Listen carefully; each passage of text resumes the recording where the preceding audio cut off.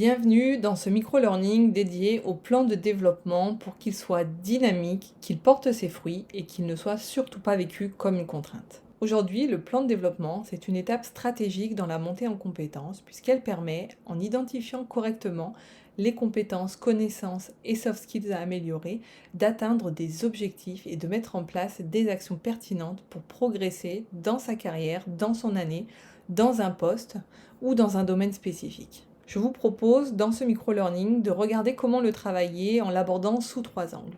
Le premier, les rituels du quotidien, comment en utilisant nos activités routinières, on peut accompagner pas à pas les membres de notre équipe sans pour autant que ce soit vécu comme du travail additionnel, ni pour le manager et ni pour le manager. Et ensuite, on regardera comment les plans d'objectifs et les plans de développement individuels peuvent également contribuer au développement en responsabilisant l'associé et sans ajouter de travail additionnel. On commence avec les rituels. Qu'est-ce que je mets dans les rituels ? La première étape, c'est tout ce qui va toucher autour du quotidien, nos activités, nos tâches récurrentes. Ensuite, j'inclus les entretiens one-to-one réguliers avec les membres de l'équipe. Et ensuite, les entretiens dits annuels de suivi plutôt moyen-long terme. Pour le développement au quotidien, on va retrouver 3 points centraux qui sont les feedbacks, les expositions et la délégation. Les feedbacks qui peuvent se réaliser au jour le jour en fonction des réalisations des membres de votre équipe et qui doivent se traiter tant que l'information est fraîche et que les sujets viennent de se produire. Un feedback à l'instant T va être beaucoup plus bénéfique qu'un retour a posteriori.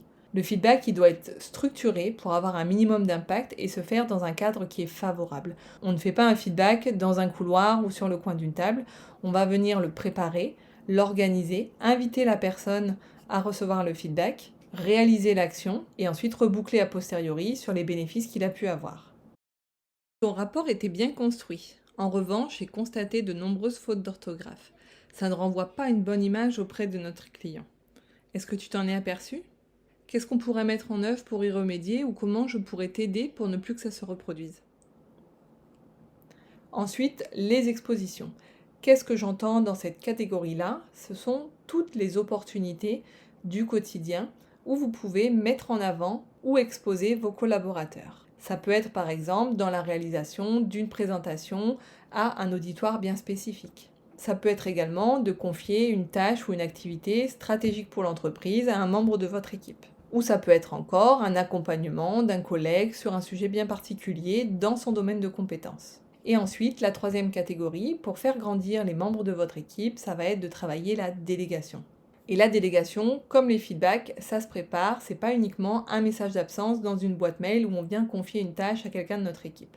La délégation, elle doit d'abord être échangée avec la personne concernée.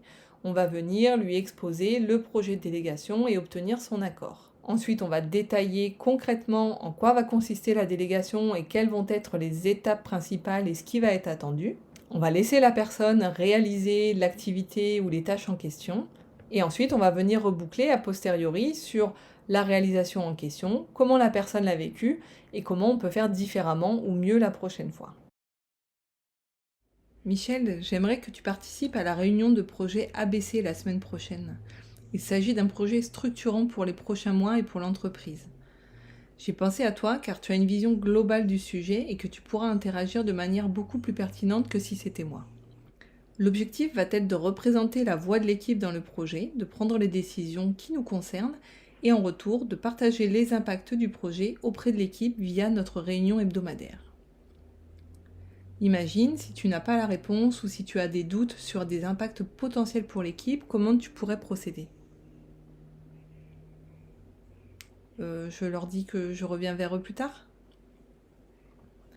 Exactement. Tu peux demander à préciser le point, ou alors tu le notes et tu mentionnes que nous reviendrons vers eux plus tard.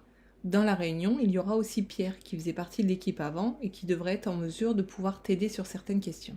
Quant à nous, nous ferons le point à l'issue de la réunion pour débriefer du contenu et prendre ton ressenti. Est-ce que du coup, avec ces éléments de contexte, tu acceptes d'être le délégataire sur ce sujet ? Pour approfondir ces 3 dimensions, je vous propose un support interactif sous Geniali qui va comprendre des vidéos et des compléments d'information et qui est accessible en cliquant sur le lien du PowerPoint. Vous allez pouvoir y retrouver toutes les structures types à respecter pour que ces 3 actions, ces 3 dimensions aient de l'impact.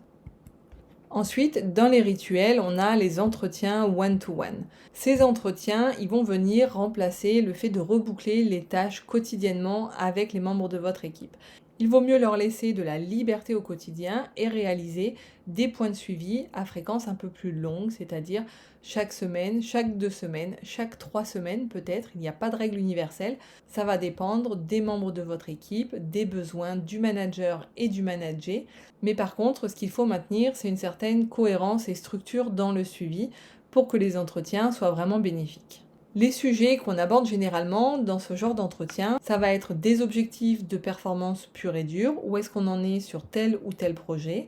Ça va être des défis rencontrés dans les tâches du moment ou les tâches fraîchement passées. Ça sera également une opportunité de venir faire des feedbacks additionnels par rapport à ce que vous aurez pu constater dans l'environnement ou dans le quotidien de la personne. Il est intéressant de venir greffer également un volet autour du bien-être, comment la personne se sent vis-à-vis de sa charge de travail, vis-à-vis de son équilibre pro-perso, vis-à-vis d'équipe également. Et on peut éventuellement en profiter pour venir faire aussi de la reconnaissance, de la célébration autour des réalisations qui ont bien fonctionné. Dans les annexes, je vous propose une trame de réalisation de ces entretiens one-to-one avec un ordre du jour type que vous pouvez tester et également des notions autour de la formalisation et de la structure que vous pouvez mettre en place pour venir les alimenter de séance en séance et éventuellement avoir un forum partagé avec les membres de votre équipe. Et enfin, dans la dernière partie des rituels, on va retrouver les entretiens annuels qui, eux, ont une fréquence plutôt moyen-long terme et qui vont se décliner en 2 catégories.